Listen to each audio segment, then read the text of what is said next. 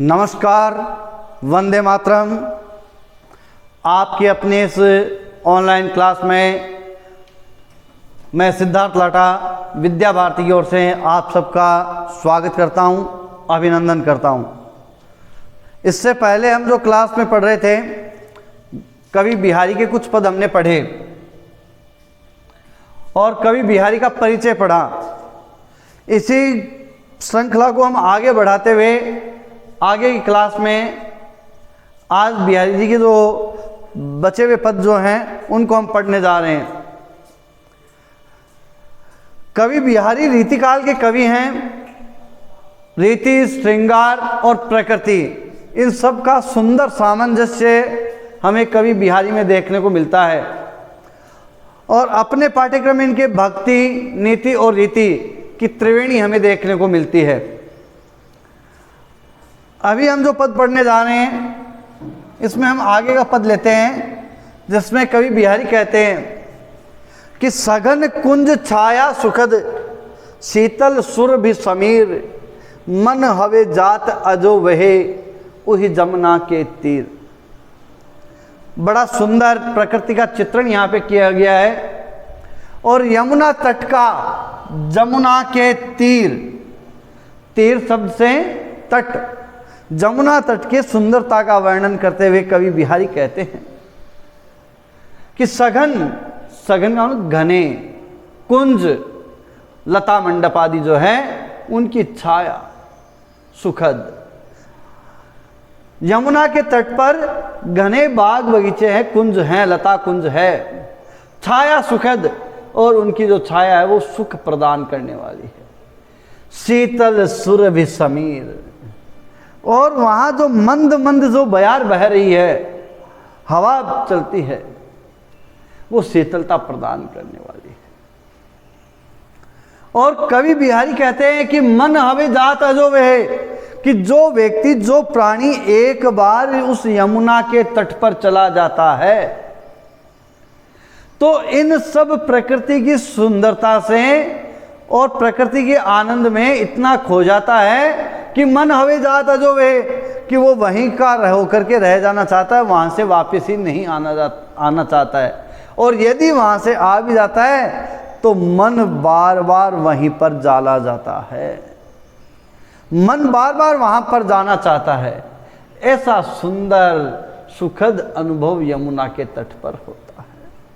और उस यमुना के तट की सुंदरता की हम यहाँ पे बात ही कर रहे हैं, तो उस यमुना के तट की सुंदरता में गोपियाँ और कृष्ण आदि वहाँ पर बाल क्रीड़ाएं, लीलाएं किया करते थे। वो यमुना का तट इतना आनंद सुख प्रदान करने वाला है। यहाँ पर सघन कुंज छाया सुखद, देखो स वर्णों की आवृत्ति, जब समान वर्ण की आवृत्ति एक से अधिक बार होती है तो वहां वृत्यानुप्रास अलंकार होता है। अनुप्रास अलंकार तो अपने को ध्यान में है ही कि अनुप्रास अलंकार है, लेकिन अगर हमें भेद ध्यान में आता है तो हमें ये बताना चाहिए कि यहाँ पर आवृत्ति एक से अधिक बार होने के कारण वृत्यानुप्रास अलंकार है। अगला पद हम देखें, सोहत ओढ़े पीत पट, श्याम सलोने गात, मानो नीलमणि सेल पर, आतप प्रयोग प्रभात। सोहत ओढ़े पीत पट, कृष्ण की सुंदरता का वर्णन यहां पर किया गया है कि सोहत, सुशोभित हो रहे हैं। ओढ़े, क्या ओढ़ रखा है? पीत पट, पीले वस्त्र, श्याम सलोने गात, अपने सांवले शरीर के ऊपर कृष्ण ने पीतांबर, पीले वस्त्र धारण करें। पीत पट कौन? पीले वस्त्र। और गात, शरीर, कैसा शरीर? श्याम सलोने गात, सांवले शरीर के ऊपर पीले वस्त्र धारण करने से कृष्ण है वो बहुत ही सुशोभित हो रहे हैं। और उनकी सुंदरता ऐसी लग रही है, मानो मानो नीलमणि सेल पर, आतप पर्यो प्रभात। यहाँ पर मनो शब्द, मनु, मानो, जनु, जानो, इस प्रकार के शब्द आने से यहाँ पर उत्प्रेक्षा अलंकार है। ध्यान करेंगे यहाँ पर उत्प्रेक्षा अलंकार। क्यों? मानो नीलमणि शैल पर, ऐसा लगता है कृष्ण ने अपने सांवले शरीर पर पीले वस्त्र पहन करके वो इस तरह से सुशोभित हो रहे हैं मानो नीलमणि शैल पर। शैल यानी पर्वत, नीलमणि नीले पत्थरों के पर्वत से आतप प्रयोग प्रभात, जब सूर्य उदित होता है और वह उस पर्वत के पीछे से निकलता है तो पीले वस्त्र है, उसकी जो लालिमा जो है सुबह के समय में सूर्य की जो पीलापन जो है, और वह है नीले पर्वत पर जिस तरह सुशोभित होता है, वैसे ही कृष्ण के जो शरीर पर, सांवले शरीर पर पीले वस्त्र है वो सुशोभित हो रहे हैं। तो कृष्ण कैसे लग रहे हैं? नीलमणि पर्वत पर उदित होते हुए सूर्य के समान प्रतीत हो रहे हैं। बड़ा सुंदर वर्णन, सुंदरता का वर्णन किया गया उत्प्रेक्षा अलंकार के माध्यम से। गात यानी शरीर, पट यानी पीले वस्त्र, ये ध्यान करें। अगला पद, यही आस अटक्यो रहते अली गुलाब के मूल, हवे है फेर बसंत ऋतु इन डारन वे फूल। कवि बिहारी कहते हैं कि यही आस अटक्यो रहते अली गुलाब के मूल। अली का मतलब भंवरा। भंवरा बड़ा नादान होता है, ये हमने कई पद्यों के माध्यम से हमने पढ़ा है। तो अली का मतलब भंवरा। यही आस अटक्यो रहते, एक भंवरा गुलाब के पौधे के चारों तरफ मंडराता रहता है, और वो किस आस में? अभी उसके ऊपर फूल भी नहीं लगे हैं, और फूल नहीं लगे, केवल पौधा है, पेड़ है, लेकिन वह उस पर मंडरा रहा है।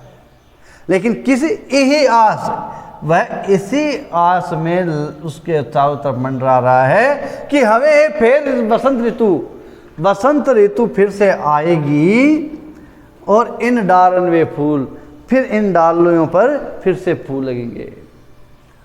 गुलाब के फूल जो हैं, एक पौधा, गुलाब का पौधा जो है, उस पर वसंत ऋतु में खूब फूल लगते हैं, लेकिन वसंत ऋतु चली जाने के बाद में उसके ऊपर फूल नहीं लग रहे हैं। फिर भी भंवरा उन पर मंडरा रहा है, उन डालियों पे मंडरा रहा है। क्यों मंडरा रहा है? क्योंकि वह इसी आस में बैठा हुआ है, यही आस अटक्यो रहता, इसी आस में उसके चारों तरफ मंडरा रहा है, इसी आस से वह उनके चारों तरफ दिखाई दे रहा है कि फिर से बसंत ऋतु का आगमन होगा और इन डालियों पर फिर से फूल खिलेंगे और मैं उन फूलों का रस सिंचन करूंगा, इसी आस में। अब यहाँ पर हम बात ध्यान करें, कवि बिहारी ने अन्योक्ति के माध्यम से बात किसके बारे में कही गई है? किसी अन्य। मनुष्य की प्रकृति भी इसी प्रकार की है, संसार में आकर के संसार में सुखों के पीछे वह अटका हुआ रहता है, फिर से सुख प्राप्त होंगे, फिर से इस तरह से होगा, फिर इसी आस में मनुष्य है वो एक दूसरे से जुड़ा हुआ रहता है। ये अन्योक्ति का भाव है। यहाँ पर बात कही गई है गुलाब के बारे में और भंवरे के बारे में, लेकिन भाव अन्य प्रकट होता है। तो जहाँ अन्य भाव प्रकट होता है वहाँ अन्योक्ति अलंकार होता है। यहाँ पर अन्य उक्ति, अन्योक्ति अलंकार, यही आस अटक्यो रहता अली गुलाब के। तो मनुष्य है वो, वह भी नादान होता है, मूर्ख होता है, फिर से सुख की आस में संसार भवसागर में पड़ा रहता है और सुख की आस करता रहता है। अगला पद, को छूट्यो इही जाल परी कत कुरंग अकुलात, और जो जो सूरजी भजो चाहते त्यों त्यों उर्झत जात। कवि बिहारी कहते हैं, इन दोनों पदों को अगर हम देखें तो दोनों पद एक ही तरह का भाव व्यक्त करते हैं। यही आस अटक्यो रहता अली गुलाब के मूल और को छूट्यो यही जाल पर, ये दोनों पद जो हैं वो अन्योक्ति की तरह से इनको देखें तो अन्योक्ति का भाव प्रकट होता है कि को छूटो ही जाल पर, इस संसार के भव सागर में गिर करके, संसार के जाल में अटक करके, को छूटो ही जाल पर कौन फिर से निकल सकता है? संसार रूपी जाल में फंस करके कोई भी व्यक्ति इससे निकल नहीं पाता है। कत कुरंग अकुलात, एक हिरण, कुरंग हिरण जो है जब जाल में फंस जाता है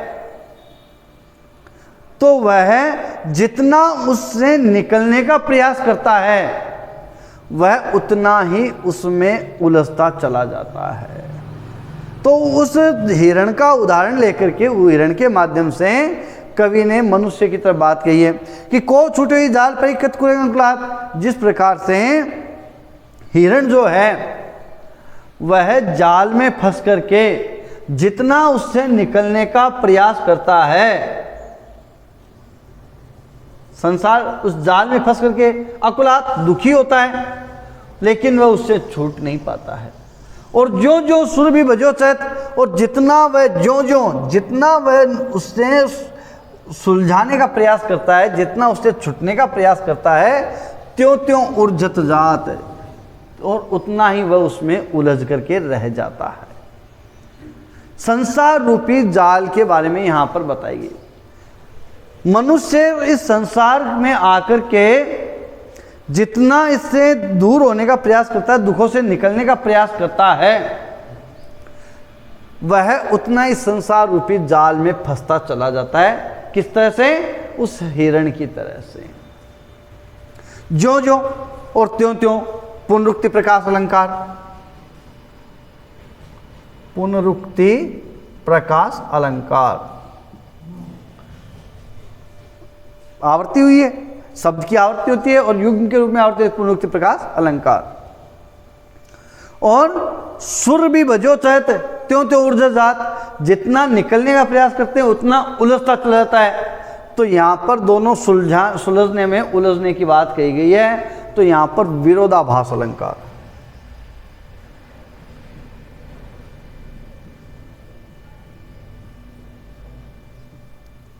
और बात कही तो गई है यहां पर हिरण के लिए, और सीख जो दी गई है मनुष्य को दी गई है, तो अन्योक्ति अलंकार।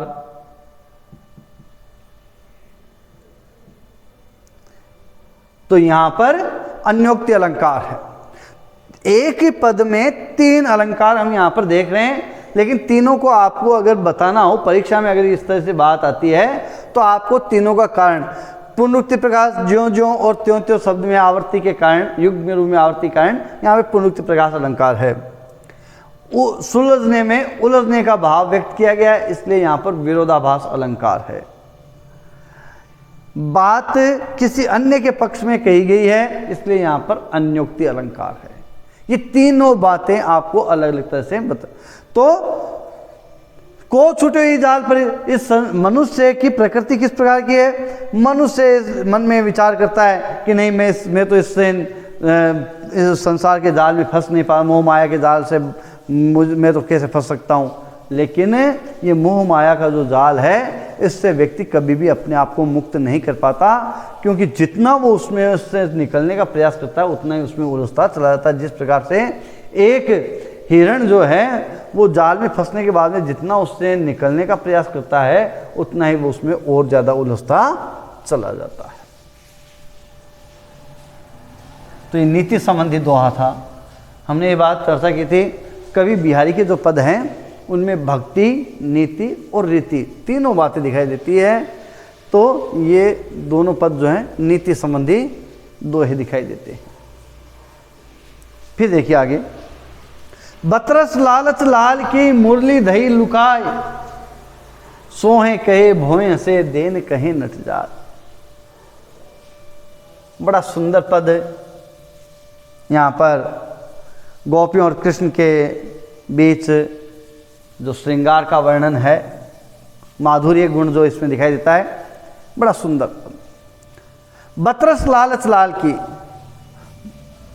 बात रूपी रस के लालच में, यहां पर रूपक अलंकार। देखिए बड़ा सुंदर वर्णन यहाँ पर। इस शब्द को, इन दोनों को ध्यान करेंगे। रूपक अलंकार। गोपियां कृष्ण से बात करने के, बात रूपी रस को प्राप्त करने के लिए बतरस लालच, बतलाने के लालच में मुरली धई लुकाए, कृष्ण की मुरली को छुपा लेती है। कृष्ण की जो मुरली है उसको छुपा लेती हैं और सोहे के भों से, सोहे का मतलब सौगंध,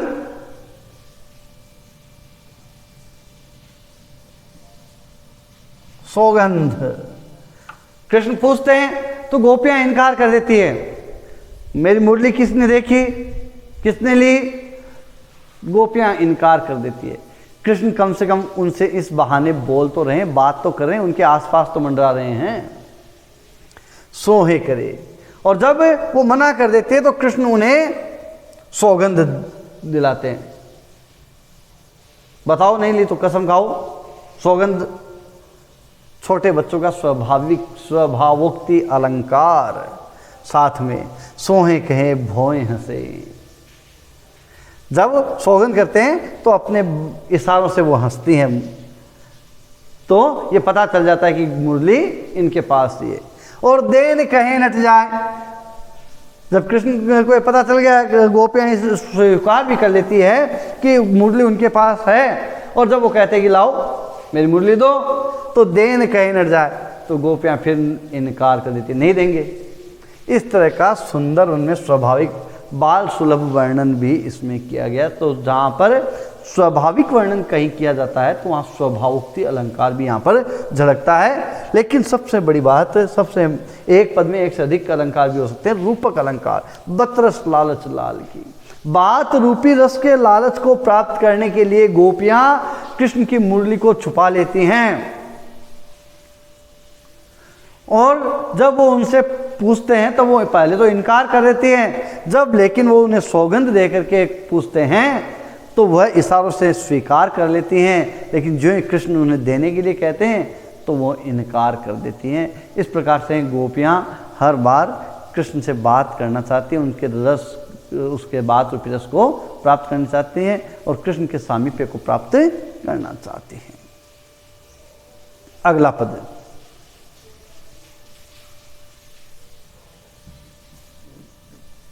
नाच अचानक ही उठो बिनु पावस बन मोर, और जानत हो नंदित करी ये दिशि नंद किशोर। नाच अचानक ही उठो बिनु पावस बन मोर। मोर जब है पावस ऋतु, वर्षा ऋतु जो है, वर्षा ऋतु के आगमन पर, बादलों के आगमन पर, बादलों के मंडराने पर मोर जो है वो नाचने लगते हैं, आनंदित हो जाते हैं। आनंदित होकर के मोर के नाचने का जो कारण है वो क्या है? वर्षा ऋतु, पावस ऋतु, बादलों का मंडराना। लेकिन आज जो है मोर अचानक ही नाच रहे हैं, और मोर के अचानक नाचने का जो कारण जो है वो क्या है? जानत हो नंदित करी ये दिशि नंद किशोर। कृष्ण का आगमन हो रहा है, नंद किशोर, किशोर कृष्ण के आगमन पर चारों तरफ वर्षा ऋतु के आगमन का सा आनंद है वो महसूस हो रहा है, और इस कारण से मोर है वो नाचने लग जाते हैं। उन्हें शायद ये भ्रांति हो जाती है। यहाँ पर भ्रांतिमान अलंकार, भ्रांतिमान अलंकार, मोर को कृष्ण के आगमन पर बादलों के आगमन की भ्रांति होती है, इस कारण से मोर अचानक ही नाचने लग जाते हैं। घनश्याम, घन इव श्याम, कृष्ण जो है घनश्याम हैं, घन इव श्याम, घन के समान, बादलों की तरह वो सांवले हैं, काले हैं, और इस कारण से कृष्ण के आगमन को देख करके वो बादलों के आगमन की उन्हें भ्रांति होती है, और इस कारण से इसमें भ्रांतिमान अलंकार। तो कृष्ण के आगमन के कारण मोर को बादलों के आगमन की, पावस ऋतु के आगमन की भ्रांति होती है और इस कारण से वो अचानक ही नाचने लग जाते हैं और सब ये सोचने लगते हैं कि मोर क्यों नाचते हैं, और फिर पता चलता है कि ये कृष्ण के आगमन से उनको ये भ्रांति हुई है। तो भ्रांतिमान अलंकार, बड़ा सुंदर पद है यहाँ पर ये देखा। अगला पद, लिखन बैठी जाकी छवि गही गही गर्भ गुरूर, भय न केते जगत के चतुर चितेरे कूल।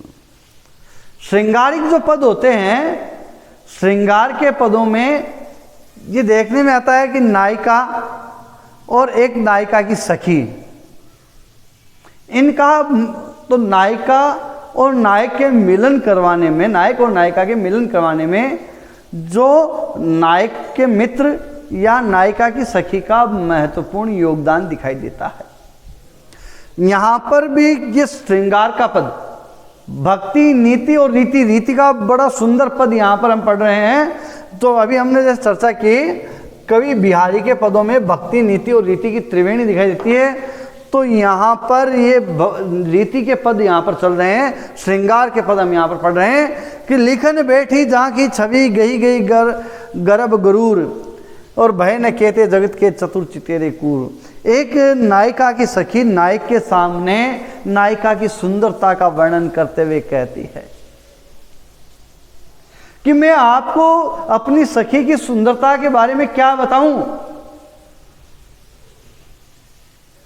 वो तो इतनी सुंदर हैं, इतनी सुंदर हैं कि कई जो चित्रकार जो हैं जिनको ये अभिमान था कि वो किसी की भी सुंदरता का चित्र बना सकते हैं, वो चित्रकार उसकी सुंदरता का चित्र नहीं बना सके, अंकन नहीं कर सके। लिखन बैठी जाकी छवि, उनकी सुंदरता का चित्र का अंकन करने लगे, और गही गई गर्भ, उनका जितना जो गर्व अभिमान जो था वो सब चूर चूर हो गया।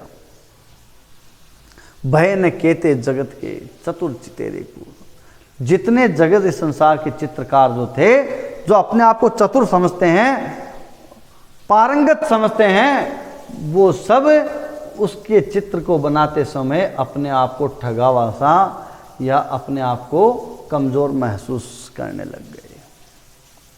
और इसका कारण जो है, यहाँ पर नायिका की सुंदरता गत्यात्मक है।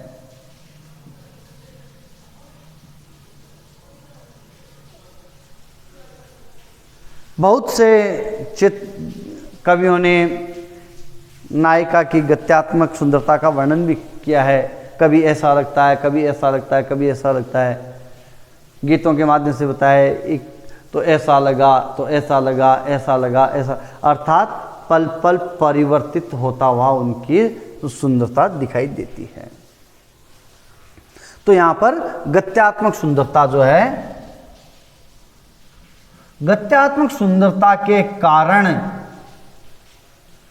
जो चित्रकार है वो उसकी सुंदरता का अंकन नहीं कर पा रहे हैं।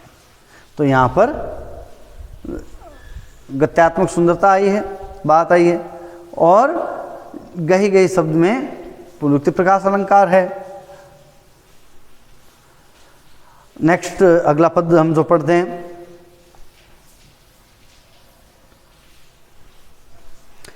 ऊपर वाले पद से परीक्षा में एक बार ये प्रश्न पूछा गया है कि चित्रकार नायिका की सुंदरता का अंकन क्यों नहीं कर पाए। तो गत्यात्मक सुंदरता या बदलती हुई सुंदरता के कारण, इस कारण से वो नहीं कर पाए। चय चय की आवृत्ति के कारण अनुप्रास अलंकार, गई गई शब्द में पुनरुक्ति प्रकाश अलंकार। फिर देखिए, झीने पट में झुलमली झलकती ओप अपार, सुर तरु की मनु सिंधु में लसते सपल्लव डार। झीने पट में झुलमुली झलकती ओप अपार, नायिका ने झीनी ओढ़नी ओढ़ रखी है, झीने वस्त्र धारण कर रखे हैं, दुपट्टा धारण कर रखा है, चुनरी कह सकते हैं, ओढ़नी कह सकते हैं।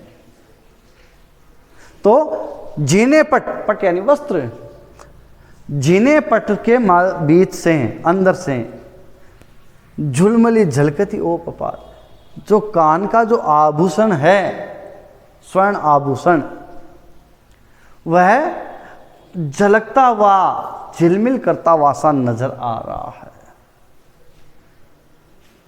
और झिलमिल करने के कारण को यहां पर हम ध्यान करें तो बड़ा ही सुंदर श्रृंगारिक पद हम यहां पर ध्यान करें।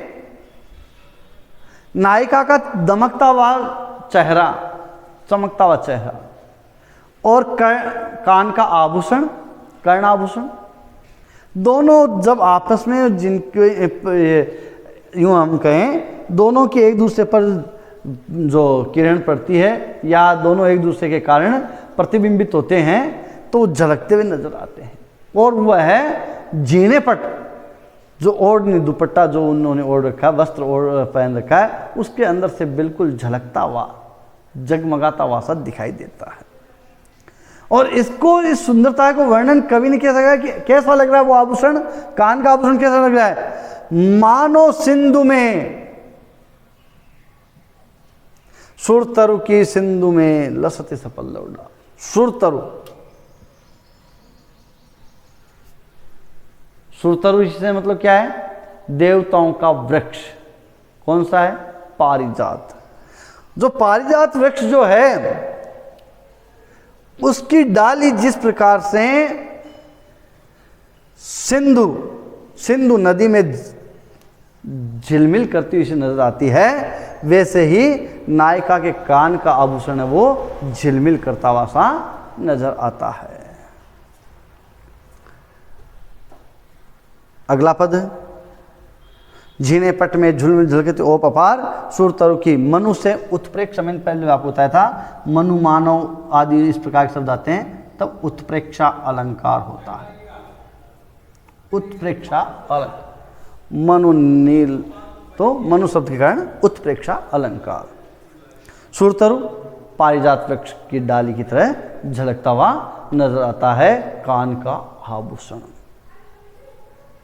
अगला पद, हम श्रृंगारिक चेष्टा का वर्णन यहां पर कवि बिहारी ने किया है और उत्कृष्ट उदाहरण माना जाता है श्रृंगारिक चेष्टा का। ये कहत नटत रीझत खिजत मिलत खिलत लजियात, भरे भोन में करत हैं नैनन हिंसों बात। कवि बिहारी नायक और नायिका के श्रृंगारिक चेष्टा का वर्णन करते हैं। नायक और नायिका सभी परिजनों के बीच में मध्य में बैठे हैं और नायक नायिका की ओर प्रेम का इशारा करता है। कहत नटत, तो नायिका इशारे से इनकार कर देती है और नायिका के इस तरह के इशारे से, चेष्टा से इनकार करने पर नायक उस नायिका पे और ज़्यादा रीझता है और ज़्यादा उस पर उसका मन आ जाता है, आनंदित हो जाता है। नायिका का बड़े ही चेष्टापूर्ण तरीके से इनकार करना रिझत नायक को और ज़्यादा उसकी तरफ आकर्षित कर देता है और इस बात से नायिका है वो क्रोधित होती है। पर नायिका का गुस्सा होना, क्रोध करना, ये तो अपने आप में ही सुंदरता को बढ़ा देता है। प्रेम के लिए आमंत्रित करना, निमंत्रित देना और नायिका का इनकार करना और इनकार करने पर नायक द्वारा इनकार करने की जो चेष्टा है वो भी उन नायक के प्रेम को और बढ़ा देती है और इस बात से नायिका उस पर क्रोधित होती है और इस तरह से प्रेम में क्रोध और ज़्यादा प्रेम को बढ़ाता है, सुंदरता को बढ़ाता है। तो रिझत खिजत, नायिका का क्रोध करना, खिजना। लेकिन अगले ही पल दोनों की नज़रें एक दूसरे से मिलती, मिलत खिलत लजियात, दोनों की नज़रें आपस में मिलती हैं तो नजरें मिलने के साथ में नायिका है वो शर्म के कारण लज्जा का भाव उसमें जागा उत्पन्न हो जाता है, लज्जियात। इस प्रकार से नायक और नायिका भरे भवन में करत है नैनन ही सो बात। बिना कुछ कहे नायक और नायिका भरे भवन में इशारों से बातें करने लगते हैं। जो बात बिना कुछ बोले वो सबके बीच में बैठे हुए भी सब कुछ बात कर लेते हैं। आमंत्रित करना और ज़्यादा रिझना, नाराज होना, खिजना, और दोनों के नेत्रों के मिलने से नायिका में लज्जा का भाव जागृत। इस प्रकार से नायक और नायिका भरे भवन में सबके बीच में बैठे हुए भी अपने आप में बातें कर लेते हैं। बात करने का अवसर नहीं मिल रहा तो सबके बीच में बैठे हुए भी इशारों से बातें करने, और इस तरह की बातचीत करने को हम देखें तो काव्य जगत में बड़ा सुंदर इनका चित्रण मिलता है। फिल्म जगत में भी इस तरह के बहुत गीतों के माध्यम से, पदों के माध्यम से इस तरह के प्रेम को वर्णन किया जाता है। इशारों में जो है बातें करना। अगला पद, कागज पर लिखत न बनत कहत संदेश लजात, कहियो सब तेरो ही मेरे ही की बात।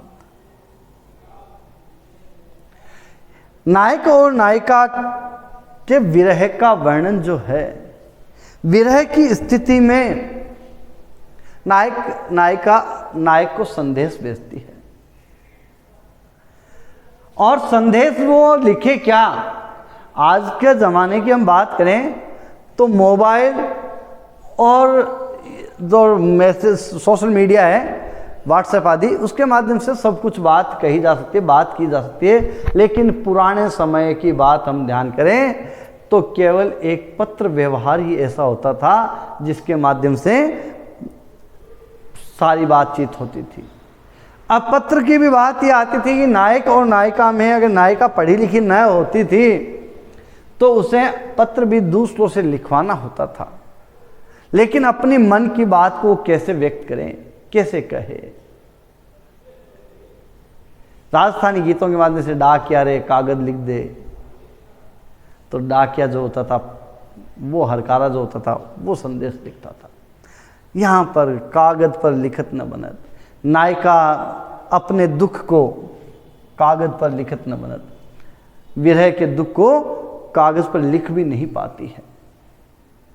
और कहत संदेश लजात, खुद नहीं लिख पा रही है और दूसरे से अगर लिखवाना चाहे तो कहत संदेश लजात, तो उसे कहते हुए शर्म आती है, क्या कहे। इसलिए नायिका ने पत्र में कुछ भी नहीं लिखा, केवल एक पंक्ति लिख दी, कहिए सब तेरो हियो मेरे ही की। मेरा हाल जो दिल का इधर हो रहा है वो मेरे जो मन की जो स्थिति है उसको आप अपने मन की स्थिति से आंक लें। अर्थात मेरे से दूर होकर के, मेरे से बिछड़ करके जो आपकी स्थिति हो रही है वही स्थिति मेरी भी इधर हो रही है। फिल्मी गीतों के माध्यम से भी इस तरह का अंकन देखने को मिलता है, जो हाल दिल का इधर हो रहा है वो हाल दिल का उधर हो रहा है। तो ऐसा भाव इसमें पद में दर्शाया है। नायिका कह रही कागज पर लिखत न बनत, कागज पे मैं लिख नहीं पा रही हूँ मन की बात को, और कहते हुए भी मुझे शर्म आती है। इसलिए आप अपने हृदय से मेरे हृदय की बात को जान लेना। बड़ा सुंदर श्रृंगारिक चेष्टा का वर्णन, मैंने ये बात हमने पहले भी कही है कि कवि बिहारी ने अपने छोटे पदों के माध्यम से गागर में सागर भरने का काम किया है। देखने में भले ही छोटे होंगे लेकिन इनका भाव बड़ा गंभीर दिखाई देता है। ऐसा सुंदर वर्णन इनके दिखाई। कागज पर लिखत न बनत, कहत संदेश लजात, कहियो सब तेरो ही है मेरे ही की बात। अगला पद, कहत सबे बेंदी दिए अंक 10 गुणों होत, और तिये लीलार बेंदी दिए अगुणित बढ़त उदोत। कवि बिहारी ने नायिका की सुंदरता का वर्णन किया है और नायिका की सुंदरता में चार चांद लगाने की जो काम करती है वो उसकी लीलार की बिंदी होती है।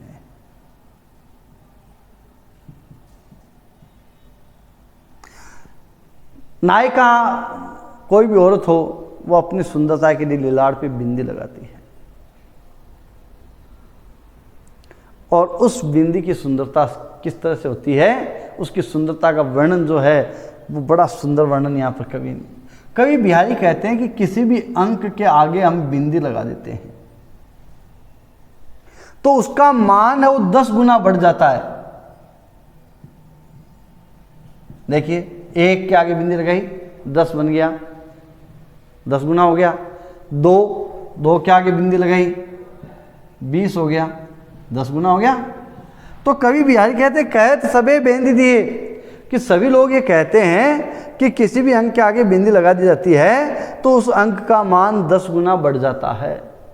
कहत सबे बेंदी दिए अंक 10 गुना होत और तिये लीलार बेंदी दिए, लेकिन नायिका ने अपने लीलार पर जो बिंदी लगाई है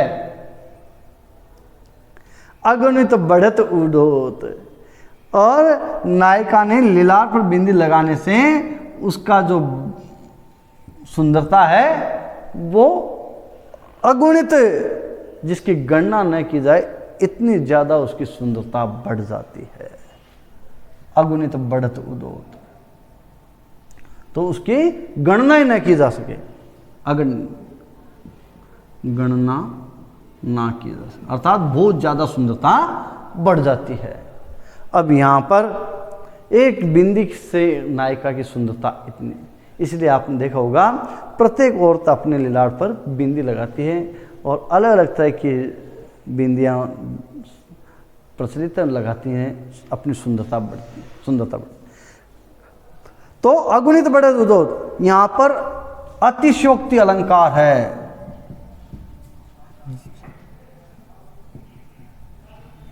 जब बात को बढ़ा चढ़ा करके कहा जाता है तो वहां पर अतिशयोक्ति अलंकार होता है। किसी नायिका के बिंदी लगाने से उसकी सुंदरता अगणित बढ़ जाती है, तो ये यहाँ पर अंक का मान तो 10 गुना बढ़ रहा है अंक के आगे बिंदी लगाने से, और नायिका बिंदी लगाती है उसकी सुंदरता अगणित बढ़ जाती है। ये अतिशयोक्तिपूर्ण बात कही है। तो जहाँ बढ़ा चढ़ा की बात की जाती है अतिशयोक्ति अलंकार। श्रृंगार का सुंदर वर्णन।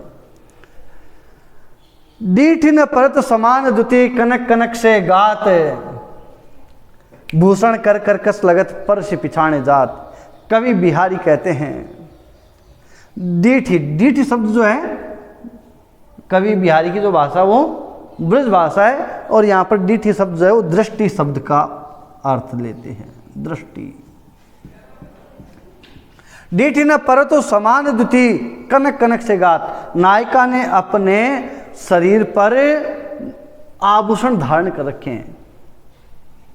कनक कनक से गात, कनक यानी सोना, सोने के स्वर्ण आभूषण उसने पहन रखे हैं, और लेकिन उसने जो शरीर के ऊपर जो सोने के आभूषण पहन रखे हैं तो उसका शरीर तो खुद सोने के जैसा ही है।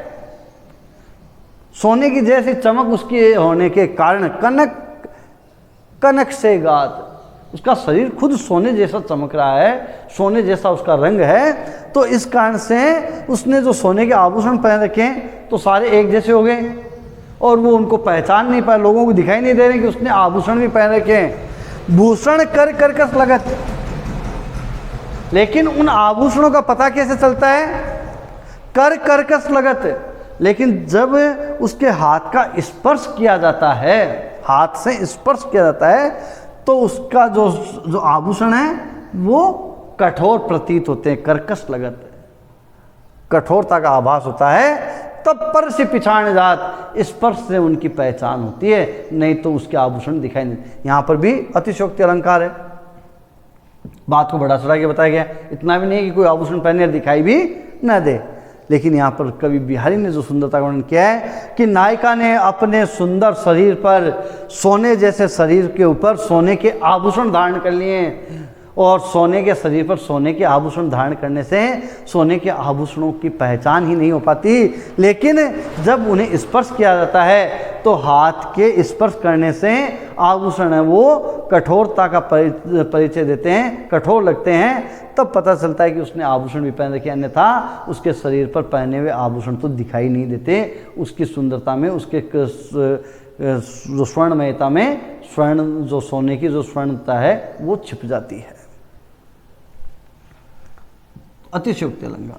फिर देखिए कवि बिहारी ने तो अतिशयोक्ति अलंकार में यूं कहें तो सुंदरता में सबको पीछे छोड़ दिया है। बड़े सुंदर अंग अंग नग जगमगता है, दीप सिखासी दे, दियो बढ़ाए ही रहे, बढ़ो उजारोगे है।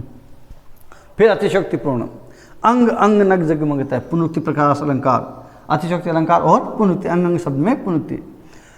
नायिका की सुंदरता ऐसी है कि उसके प्रत्येक अंग अंग में ऐसा लगता है जैसे हीरे मोती जड़े हुए हैं। नग जगमगत, नग यानी हीरे मोती जो है, कीमती जो रत्न है वो जगमगाते हुए दिखाए।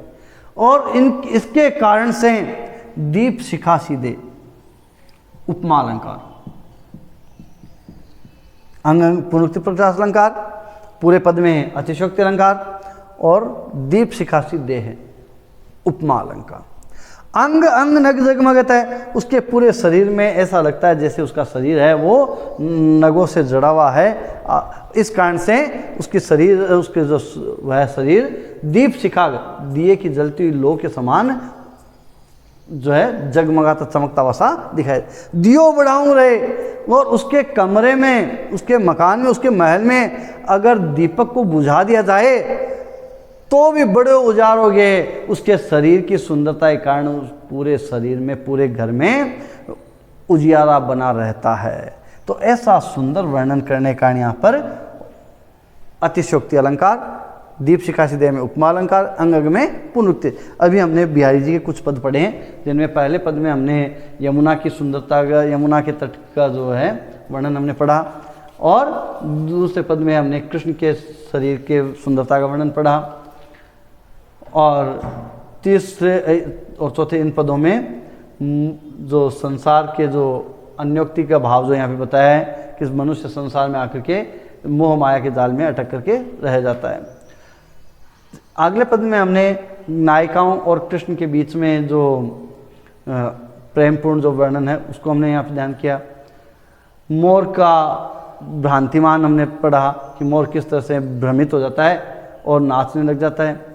नायिका की सुंदरता का वर्णन करने में बहुत से चित्रकार हैं वो अपने आप को ठगावा सा महसूस करते हैं, और जिन्हें वस्त्रों से कान का आभूषण चमकता हुआ दिखाई देता है। बड़ा सुंदर वर्णन यहाँ पर।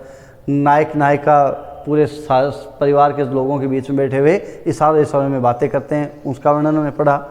और कागज़ पर नायिका अपने मन के भाव को व्यक्त नहीं कर पाती है और बोल के भी नहीं कह पाती, क्योंकि शर्म के कारण, लज्जा के कारण वो बता भी नहीं पाती है। इसलिए नायक को केवल इतना कह देती है कि आप अपने मन से मेरे मन की बात को समझ लेना। यहाँ पर अंतिम तीन पदों में अतिशयोक्ति के माध्यम से हमने पढ़ा कि नायिका अपने लीलार पर जब मेहंदी लगा लेती है तो उसकी जो गुण सुंदरता है वो अगुणित बढ़ जाती है। और अगले पद में हमने पढ़ा कि नायिका का खुद का शरीर जो है वो सोने जैसा है, और उसने फिर सोने के आभूषण और पहन लिए तो सोने का आभूषण पहनना व्यर्थ सा प्रतीत होता है, क्योंकि सोने के आभूषण दिखाई नहीं देते, वो तो स्पर्श करते हैं तब पता चलता है कि उसने आभूषण पहन रखे, अन्यथा बिना स्पर्श किए तो उसके सोने के आभूषण दिखाई ही नहीं देते। और लास्ट पद में हमने पढ़ा कि नायिका का जो पूरा शरीर जो है हीरे मोतियों से जड़ा हुआ सा प्रतीत होता है और दीप की शिखा की तरह चमकता हुआ दिखाई देता है। इस कारण से वहाँ पर अगर महल से दीपक बुझा भी दिया जाए, दीपक बड़ा भी कर दिया जाए, तो भी वहाँ पर उजियारा बना रहता है। कवि बिहारी भक्ति, नीति और रीति की त्रिवेणी बहाने वाले कवि माने जाते हैं, और श्रृंगार के उत्कृष्ट उदाहरण देकर के उन्होंने श्रृंगारिक वर्णन किया है। इनको हमने पढ़ा।